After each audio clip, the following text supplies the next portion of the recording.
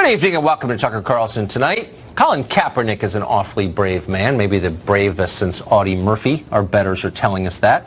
That's why he's being celebrated by those in power and paid millions of dollars by a massive corporation. We'll discuss his new Nike deal just ahead. It's all part of the revolution in progress. Plus, we'll tell you a lot more about NBC News Chairman Andy Lack and the maneuverings of that channel to protect sexual predator Harvey Weinstein. We have brand new reporting on that, which is fascinating and unnerving.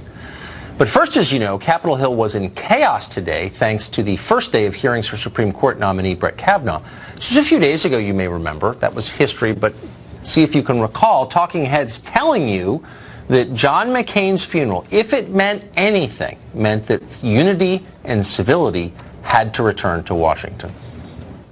All of these people who are warring on normal days coming together, it was really dramatic. But this notion of unity is really what I've been seeing. Speakers at the service also spoke of bipartisanship and putting country over party.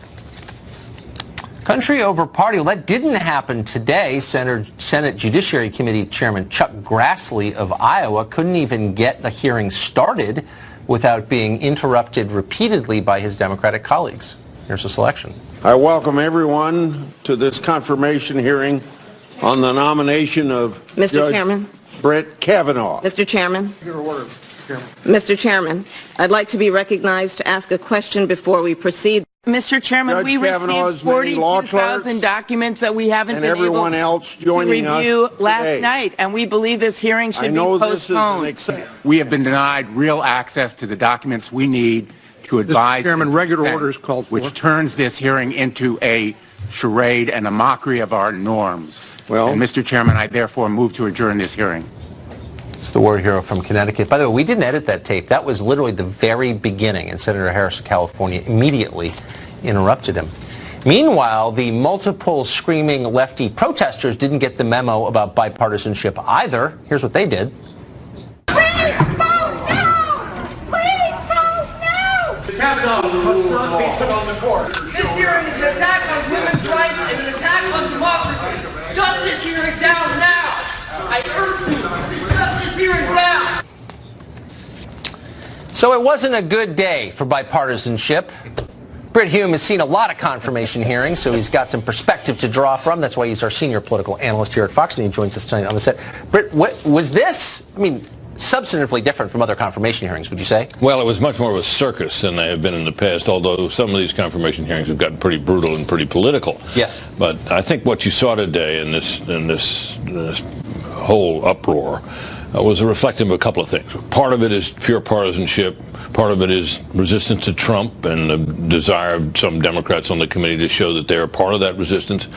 But beyond that, there's something deeper and more sincerely felt, and that is a genuine fear that the addition of Judge Kavanaugh to the Supreme Court to succeed Anthony Kennedy means that the court will tip to a judicial philosophy more to the right.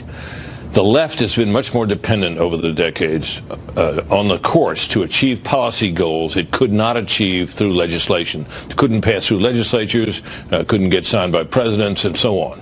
And that's how we came to have a universal right to an abortion. That was something that was created by the courts. So voters didn't do that? No, voters did not do that, and I don't think at the time it was done, voters would have done so. The same is true for the recognition of gay marriage now as a right. That emanated, if it did at all, from Justice Kennedy's view that there was a kind of a dignity vibe that he discovered in the Constitution, after I'd been lurking there for hundreds of years unnoticed, that gave rise to a right to gay marriage. Now, I'm not saying these policy results are good or bad. What I'm saying is they were achieved through the courts and not through legislatures, not through the normal political processes. Democrats have been much more dependent on the courts than Republicans have. Republicans have resisted these things, being conservatives and so on.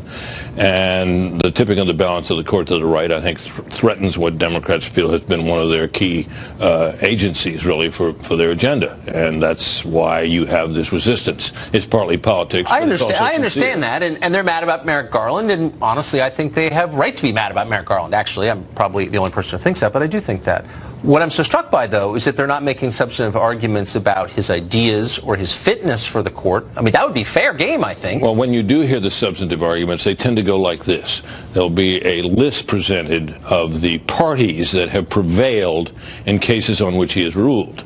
And from that is it extrapolated that he either favors this kind of a party or that kind of a party, this kind of plaintiff or this kind of defendant. I understand. Now, these arguments that are made about conservative jurists based on that kind of reasoning leave aside entirely what the law may have commanded in those cases. In other words, okay, so the corporations won in cases, 1 through 10, therefore you're pro-corporation. Well, what about what the law said? Maybe the corporations won because that's what the law requires. Exactly. And that kind of analysis is frequently missing, as it was indeed today, among the few arguments made by members of the Senate and I noticed who were talking about at least the substance of his record to some extent. So this does seem like kind of pure power politics. He'll get through if enough partisans can be rallied to their own side to get him through. Now, this is going to be a party line vote. I don't think there's much question about that. But will he get through? Republicans keep every senator? Well, so far, no, it doesn't appear that the Democrats have been successful in peeling off any Republican votes.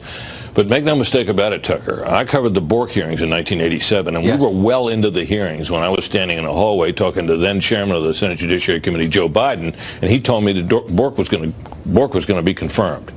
And within a matter of days, the tide turned, and it turned during the hearings because the nominee did not make very smart political answers to questions he was asked about his views on privacy. I won't go into all the details of it, but the point was he answered legally questions that he needed to answer and more politically, and if he had, he would not successfully have been tarred with the idea that he was anti-privacy, which was what it turned on. The predicate for Roe v. Wade.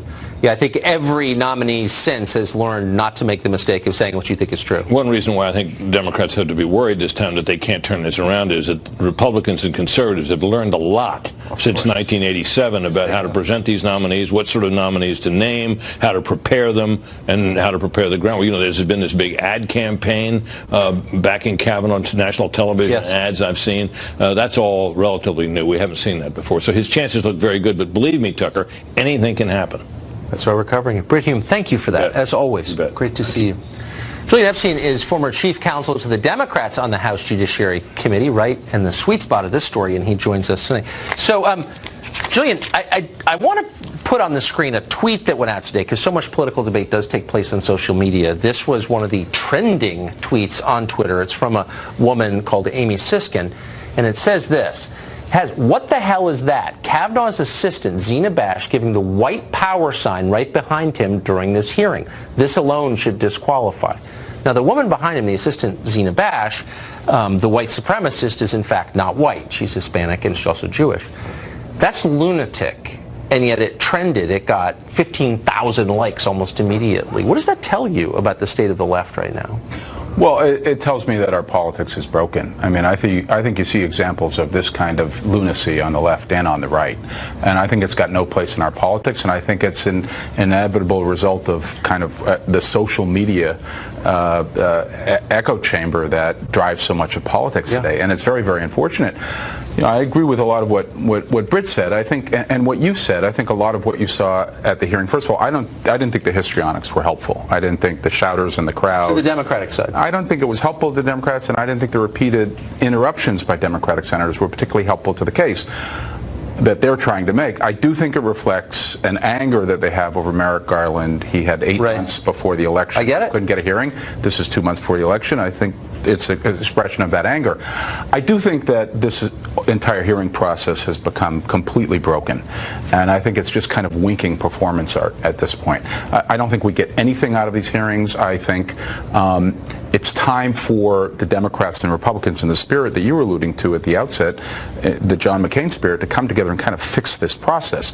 There should be an agreement between Democrats and Republicans for all future nominees on this document question about what documents the committee gets, what are subject to executive privilege. That shouldn't be something you're fighting out on a case-by-case basis. That should be settled.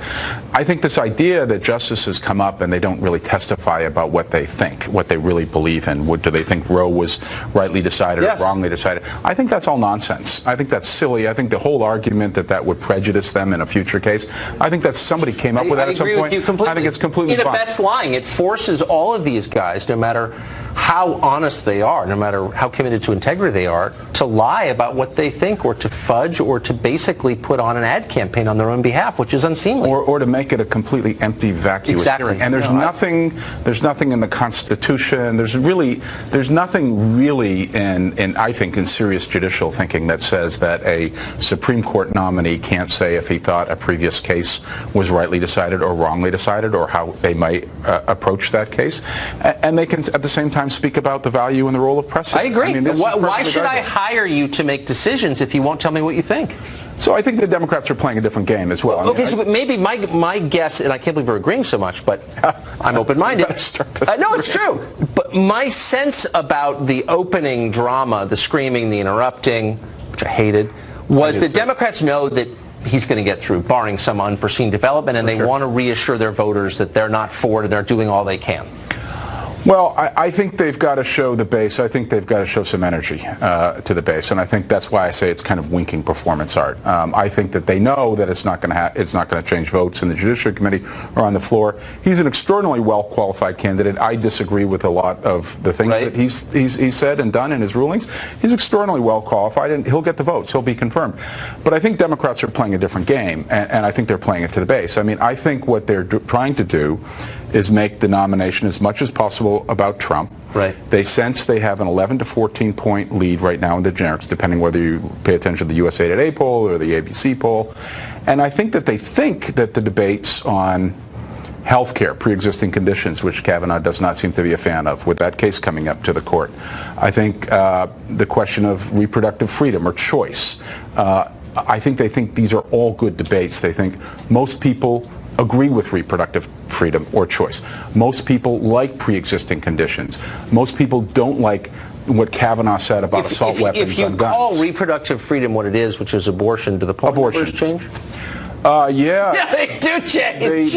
Yes, well, they do. So they do, but majorities, the numbers are still, I mean, if you look at where Kavanaugh's numbers are, the numbers that want to see him approved are in the upper 30s right now. And part of it is because this has kind of become a proxy debate on a lot of issues, including abortion. As always. I think in our political system, we are just spending way too much time on the culture wars right now. But wouldn't it be more helpful and edifying for all of us, and by edifying I mean the rest of us would make up our minds more thoughtfully if we could have a real debate about this stuff instead of this bizarre kabuki where everyone's speaking in code. Yeah, I mean, if he's against abortion, tell us why. Yeah. I mean, I don't know. I am. I can tell you why. Maybe I can win you over. There's nothing wrong with that. And you know what? And I respect that. I respect people who are anti-abortion. I respect their point of view. I don't agree with it. Right. But I respect it. And I think it's honestly held, and I think it's a respectable and honorable position for someone to hold, and it's deeply connected to oftentimes to religious beliefs and other sets of beliefs. And I think we should be able to have a respectful position, a respectful debate on that. I think the idea in a Supreme Court nomination that the next Supreme Court justice is hiding behind this kind of phony. And liberals and progressive and conservatives do it. I mean, Democratic nominees and Republicans do it. They hide behind this phony, we can't get into the details of it because it may prejudice a future case. It's nonsense. I couldn't agree more. Boy, that was an awful lot of agreement for one segment. Let's find something to disagree about. Julian Epstein, thank you very much for that conversation. Thanks. NBC News had ample evidence of exactly what Harvey Weinstein was doing to women. They killed the story anyway, and then they lied about it. The real question is, why did they do that? Maybe there was a reason we should know about. We've investigated that question, and we'll tell you what we found up next. I'll try.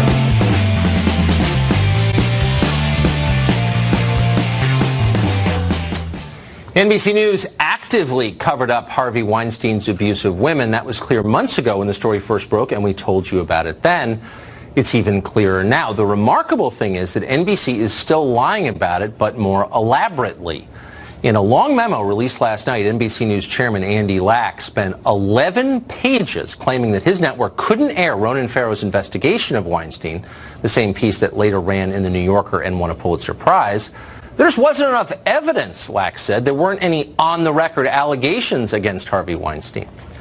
Well, that is false, and now we can prove it is. On her NBC show this morning, Megyn Kelly bravely pointed out, because she still works there, that there was, in fact, an on-the-record source against Harvey Weinstein. It was Rose McGowan. And NBC knew this because McGowan's claim was included in a script that made it to the very top of the company, and that included the general counsel of the company. We spoke to a source by phone who read us the pertinent line from that script. Here it is. Quote, in later conversations with NBC News, she, Rose McGowan, specifically named Weinstein. Well, there you have it. That's the story right there. Done cold. Of course, NBC also had videotape shot by police in New York of Harvey Weinstein himself confessing to abuse on camera. So they had the whole thing nailed. And they suppressed it, and it protected Weinstein. Now they're lying about it. We probably shouldn't be surprised by any of this. NBC News also lied about the infamous Access Hollywood tape, which they leaked to the Washington Post on the eve of a presidential debate in order to influence the outcome of that debate and the election. And then to compound the crime, they fired and humiliated their own anchor, Billy Bush, for the crime of, actually, we're not sure what the crime was. But we do know that NBC lied to its viewers and to the rest of us throughout that whole episode. We have asked NBC repeatedly to account for it. How did a secretly recorded videotape that was their property get from their offices to the hands of NBC News chief Noah Oppenheim's college buddy, David Fahrenholt, at the Washington Post?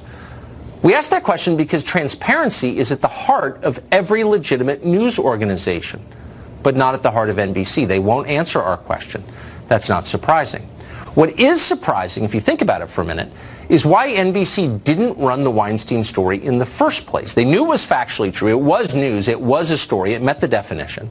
But they also, more critically, knew that Ronan Farrow might hurt them if they killed the story. And of course, in the end, he did hurt them badly. They knew that might happen, but they killed it anyway. Why did they do that? We decided to investigate this question, and we did. We spoke to a number of people with direct knowledge of this story. And here's what we got. Harvey Weinstein had a long and documented history of using private investigators to unearth damaging information about people who threatened him. He did that repeatedly to many people. He did it to the New York Times, for example. Did he do that to the leadership of NBC? People close to the story believe that he did. Some within the company believe that Weinstein threatened to reveal damaging information about NBC's then biggest star, Matt Lauer. So we asked NBC about this today. We asked directly.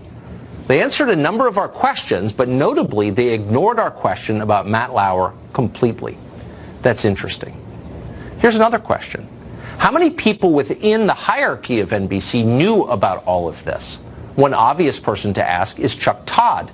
He's the network's political director. He's the host of Meet the Press. Todd is a famously connected guy. Information is his currency. How could he not know what was happening inside his own company? NBC gets the biggest scoop of the year and then kills it mysteriously. Of course Chuck Todd knew. What does he think of that? Is squelching first-person accounts of sexual assault by powerful men consistent with Chuck Todd's view of journalism? Is it ethical? Did Chuck Todd ever complain about this inside the building at NBC? Why didn't he quit over it?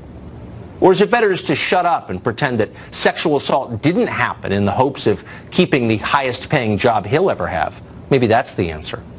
We don't know for sure because Chuck Todd didn't respond to our questions when we reached out today. But we'll call again. Soon we'll have occasion to call because the Daily Beast is preparing what sounds like a blockbuster investigation into serious and widespread personal misconduct, both at MSNBC and at NBC News. It sounds shocking, and from what we can tell, it sounds true. We'll check back with Chuck Todd when it comes out, and we'll see what he has to say. Meantime, Larry O'Connor is associate editor of the Washington Times, and he joins us tonight. So, Larry, NBC has changed its story just within the last 24 hours. Initially, Andy Lack said we had no on-the-record evidence or claim of any alleged victim of Harvey Weinstein. That's why we didn't run the story. Right. Couldn't run it because they wouldn't go on the record. Exactly. Now, the script has come to light from last summer in which Rose McGowan is quoted saying, on the record, he abused me. Now Lack is saying we had no on-camera, on the record accusation. A, shouldn't he admit he lied? And B, you don't need an on-camera account to run it, do you? Of course, especially when you've got Harvey Weinstein on video from the New York Police Department basically apologizing for the sexual assault against the one victim that sort of blew the story apart. Also, can we pause for a moment and talk about the irony of NBC News saying they won't run a story if someone won't go on the record? How many anonymous sourced stories have they run over the last year, 2 years about the Trump administration? None of those anonymous sources go on the record. So why is it different here? And why would it have to be such a good point? And a sexual assault victim, think about that for a minute. You know, it takes a lot of courage for these women to step forward and speak with Ronan Farrow, and Ronan should get tons of credit. He already has, and it's all deserved. But think about the courage that these victims had to show to come forth, tell their stories, and point the finger to the most powerful man in Hollywood. And NBC News is aiding and abetting that man by saying, you've got to show us your face. You've got to give us your name. That's outrageous what they did to these women. Look, we're all flawed and all news organizations are flawed, but covering up for Harvey Weinstein is really at a different level. I know a lot of people at NBC, and I like a lot of them. There's some decent people there, for sure. But you got to wonder how some of these people can work there without having addressed it. Chuck Todd, for example. How can Chuck Todd host Meet the Press without at least issuing a statement saying, I agree with Andy Lack's lies, or I distance myself from his lies? I mean, how can we believe what he says if he's standing by this nonsense? Well, of course, Andy Lack is his boss, right? And by the way, let's not forget Mr. Oppenheim. Noah Oppenheim, who's the president of NBC News. His name is on these memos, too, and he's all in on the exact same story, that we didn't have anybody go on the record. They also said he's running around, by the way, running around. A lot of these executives are running around NBC tonight, I know for a fact, telling its employees to shut up. Yeah. And that itself, I mean, I don't want to use the term cover-up, but is that the behavior of a transparent, integrity-filled news organization? Of course not. No, it's not. And the behavior of the mafia. You mentioned Megyn Kelly showing some courage this morning, coming out and saying, listen, we've got 4 people now on this side of the equation. Ronan Farrow, his producer, Rose McGowan, and one other woman who was named in this story, saying, this is what happened. We were ready. We had it. Ronan Farrow has said that the story even made it all the way up to the general counsel of the network. And Andy Lack, Noah Oppenheim, and all the executives are saying, no. Megyn Kelly saying, hey, someone's lying here. She wants an independent investigation. How about that irony? Should we get a special counsel to investigate the NBC? Takes an awful lot of guts, and I hope that she gets the credit for the guts. Yeah. I mean, that's what journalism is. When you stand up and say the unpopular but true thing, do you think that's being rewarded at NBC? Not at all. What's being rewarded is Chuck Todd. You know, you mentioned Chuck Todd. He spent the last several days talking a lot about journalism, talking a lot about how the media is the most unpopular entity in this country right now. And he's blaming everybody except, you know, clean up your own house. Look at what's going on in your building right now. So in other words, Chuck your Todd. company covers up for an accused sex criminal and you never address it, but you're empowered to lecture everyone else about their shortcomings. That appears to be what Mr. Todd has been engaged in. But why wouldn't it be fair for viewers of NBC to say, Chuck Todd, look, we're not accusing you of hurting anybody or being Harvey Weinstein. We're accusing you of abetting a cover-up, working for a company that obviously participated in a cover-up for Harvey Weinstein. Why don't you address it? Yeah, you would think that they should be asking those tough questions of Mr. Todd, but I haven't seen it quite yet. Well, we're asking them now. So, we are. Chuck. A lot of cowards in journalism. Larry, you're not among them. Thank you for joining us tonight. Thanks, I appreciate it.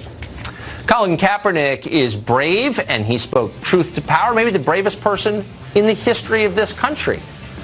That's what powerful corporations are telling you, corporations that are making more money than you could count in a lifetime, and yet claim they're part of the revolution. It raises a lot of questions, like, why is corporate America celebrating a tax on the country that made it possible? Because they're decadent, that's why. We've got details next. Rated by almost everyone in power and getting huge money from an enormously wealthy and influential company. Many regular Americans aren't as impressed, though. Some have already posted videos of themselves burning Nike gear. But before you throw your support to another mega corporation who hates your way of life, consider this. According to reports, Puma and Adidas also pursued Kaepernick before he signed with Nike. So something much larger is afoot. What is it exactly? Jason Whitlock hosts Speak for Yourself on FS1, and he joins us tonight. So, Jason, I read the story. My first thought was of you. I'm going to withhold any more judgment and allow you to lay out what this means. I think that Nike has issues, PR issues. They've been sued for discrimination by both black people and women. They fired a bunch of executives recently. And long before any of that, Nike's had a problem with slave labor in Asia. And the people that actually make their shoes, Nike has no problem with their oppression. And so I think that Colin Kaepernick aligning with him is a marketing PR ploy by Nike to cover up their larger, bigger problems and to feed the left-wing media. So, oh, look, we're friends of Kaepernick. So overlook these years of criticism about the slave labor that makes our shoes and the exploitation that we're perfectly fine with. And then, Tucker, I'll go even a step further. When you look at President Trump's Make America First policies and how they're impacting corporations like a Nike and the business they do overseas, go have their materials made in another country for less money and then bring them back into our country without being taxed or punished for that, I just think Nike is playing politics here on a number of different levels. And it's a PR stunt that I think is going to blow up and backfire in their face. No different. This reminds me of ESPN naming Caitlyn Jenner the most courageous person in America because she had a sex change operation. I think this is cut from that same cloth, and how doing that labeled ESPN as PC and out of touch with middle America. I think this play here with Colin Kaepernick is going to backfire on Nike. So what you're saying, I mean, you're describing something a little more sophisticated than just a kind of reflexive kowtowing to PC sensibility. What you're saying is this is a company that could be attacked on legitimate grounds by critics and on the left for exploiting workers, for being bad for the world, but to avoid being attacked, they pay a kind of indulgence, a tax to the Church of PC by making Colin Kaepernick even richer, and they don't get criticized. Is that what you're saying? Without question. And I think this was really a harebrained idea and scheme. It's a sign of desperation. Again, I think it's going to blow up in their face. This is just bad business. And I get it. For a business to move into something this polarizing with sports fans, it's just crazy to me when Nike has made so much money, became this powerful force, going with Michael Jordan, who avoided politics and understood that everybody at the end of the day buys shoes. The hypocrisy here by Nike is extreme. Using Colin Kaepernick in this way, and I don't blame Colin Kaepernick. He's going to take a check from wherever he can get it. This is Nike using him to cover up for their own internal and external problems. But do you think that's such a smart point. As a business decision, why would you, if you were Nike, especially a company with historically universal appeal, want to narrow your potential customer base to 40% of the country or narrow it at all? Why would you do that? That seems pretty short-sighted.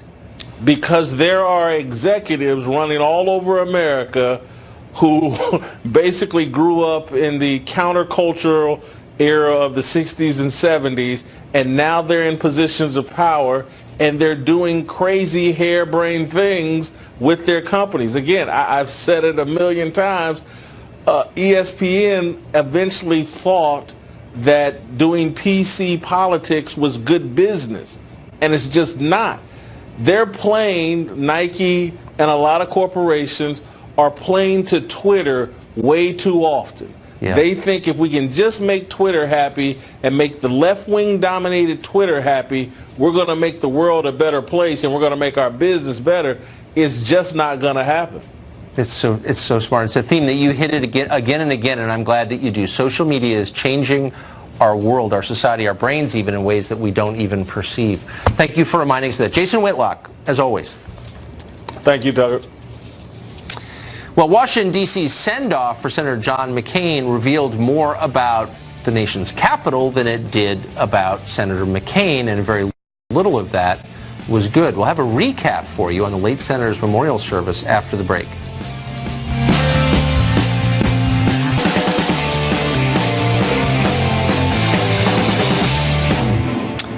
couple of notes about John McCain's funeral this past week. Almost everyone who spoke described McCain as a hero, and in that they were absolutely right.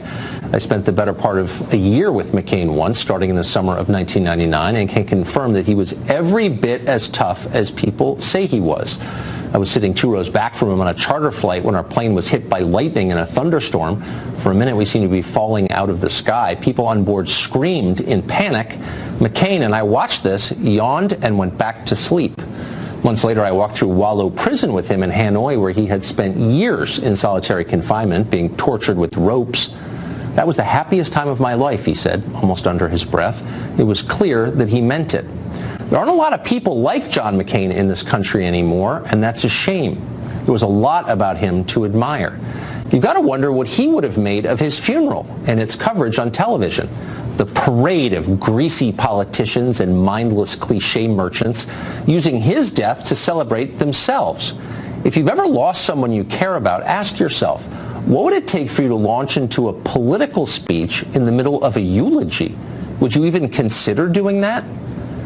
Everyone mourns in different ways, of course, but at McCain's funeral, everyone seemed to be mourning in exactly the same way and demanding the rest of us do it that way too. Just a few election cycles ago, many of these very same people were denouncing John McCain as a racist and a danger to this country. Some of them were attacking his wife and children. Now, they're using John McCain's memory to attack the rest of us, anyone who's not with their program, a program that has made them richer and more self-satisfied than any ruling class in history, even as our country's middle class has withered and died. Technically, it was a bipartisan group that mourned McCain. They said that a lot. But on the questions that matter, they were in complete agreement with each other. The status quo is working for them. Anyone who challenges it must be crushed. The media applauded the whole thing, of course. They're on the same team as the people on the stage with the same prerogatives at stake. They led the cheerleading. They nodded in solemn, bovine agreement as one member of Congress even described John McCain as, quote, a warrior for peace. The smarter ones, the media, must have been snickering secretly at the absurdity of that. A warrior for peace?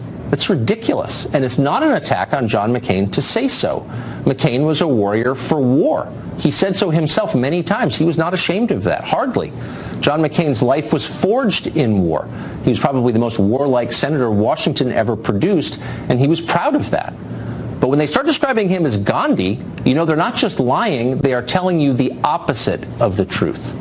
But that's their signature move, inverting reality and demanding that you believe it. Low-wage immigration makes us rich. Debt makes us secure. Men and women are identical. Abortion is freedom.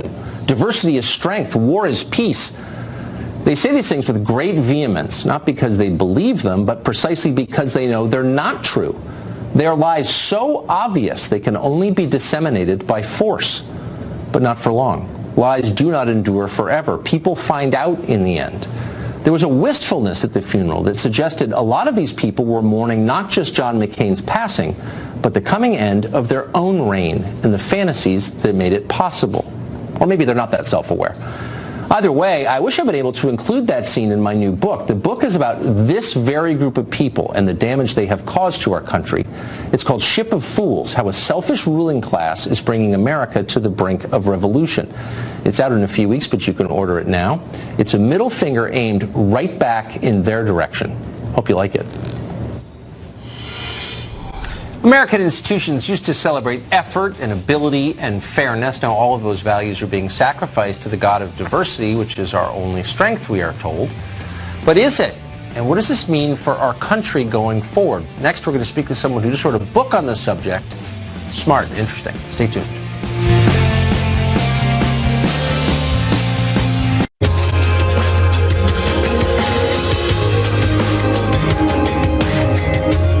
American universities were once havens for free speech and free thinking. That's why they exist, to be that. But increasingly, they're not that at all. They are safe spaces for people who don't want to explore uncomfortable ideas. Can academia and this country become open-minded again? Heather McDonald's been thinking a lot about it. She just wrote a book on this topic. It's titled The Diversity Delusion, How We're Creating a Nation of Narrowed Minds. And she joins us tonight. Heather McDonald, it's always great to have you on the show. Thank you. So, it's an honor. I think we've established, and our viewers, I think, are on board with the reality of it, which is that free thinking is banned in colleges. So what do you do about it now? How do you fix that? Well, I think you have to address the root cause of this free speech crisis, Tucker. The free speech crisis is bad enough, but it is a result of something that is even more poisonous, which is the spreading of victim ideology. College presidents are telling their own students that they are at risk of lethal racism and sexism simply by virtue of being on a college campus. That is an outright lie. There is no more tolerant place, if you're not a conservative, than a college campus today. Yes. There is no more privileged position than being a student with immediate access to the thing that Faust sold his soul for, which is knowledge. So we need to take on this poisonous narrative that college campuses in America in general are roiling masses of discrimination and sexism.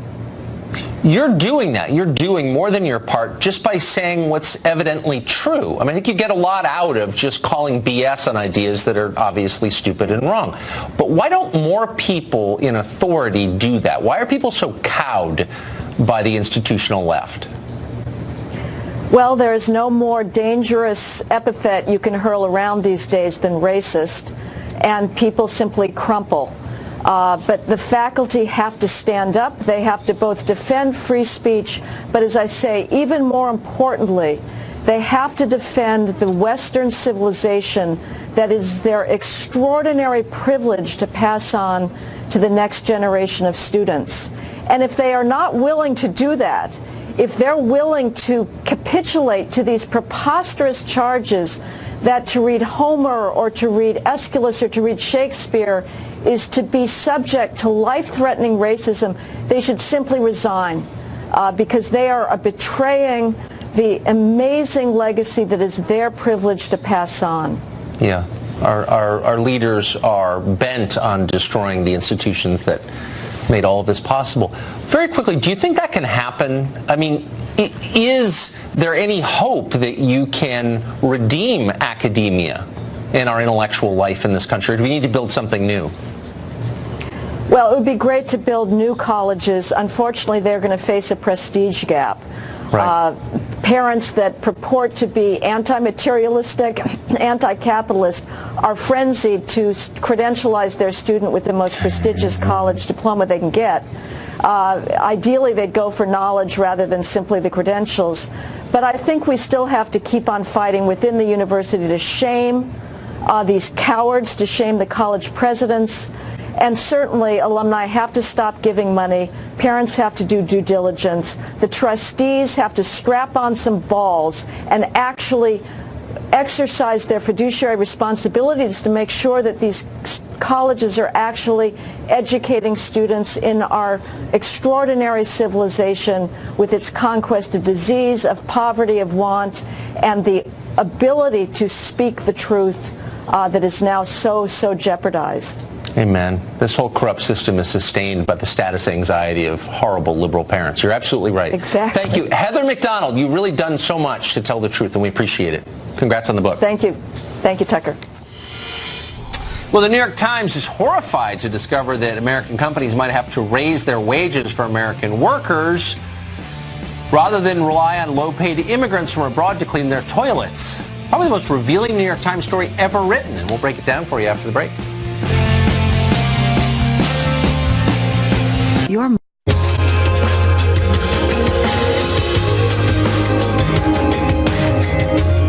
American universities were once havens for free speech and free thinking. That's why they exist, to be that.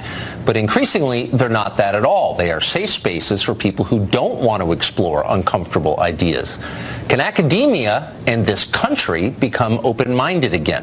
Heather McDonald's been thinking a lot about it. She just wrote a book on this topic. It's titled The Diversity Delusion, How We're Creating a Nation of Narrowed Minds. And she joins us tonight. Heather McDonald, it's always great to have you on the show. Thank you.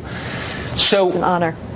I think we've established, and our viewers, I think, are on board with the reality of it, which is that free thinking is banned in colleges. So what do you do about it now? How do you fix that? Well, I think you have to address the root cause of this free speech crisis, Tucker. The free speech crisis is bad enough, but it is a result of something that is even more poisonous, which is the spreading of victim ideology.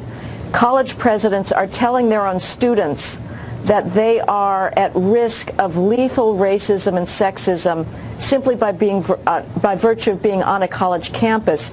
That is an outright lie. There is no more tolerant place, if you're not a conservative, than a college campus today. Yes. There is no more privileged position than being a student with immediate access to the thing that Faust sold his soul for, which is knowledge. So we need to take on this poisonous narrative that college campuses in America in general are roiling masses of discrimination and sexism. You're doing that. You're doing more than your part just by saying what's evidently true. I mean, I think you get a lot out of just calling BS on ideas that are obviously stupid and wrong. But why don't more people in authority do that? Why are people so cowed by the institutional left? Well, there is no more dangerous epithet you can hurl around these days than racist, and people simply crumple. But the faculty have to stand up. They have to both defend free speech, but as I say, even more importantly, they have to defend the Western civilization that is their extraordinary privilege to pass on to the next generation of students. And if they are not willing to do that, if they're willing to capitulate to these preposterous charges that to read Homer or to read Aeschylus or to read Shakespeare is to be subject to life-threatening racism, they should simply resign because they are betraying the amazing legacy that is their privilege to pass on. Yeah. Our leaders are bent on destroying the institutions that made all of this possible. Very quickly, do you think that can happen? I mean, is there any hope that you can redeem academia in our intellectual life in this country? Or do we need to build something new? Well, it would be great to build new colleges. Unfortunately, they're going to face a prestige gap. Right.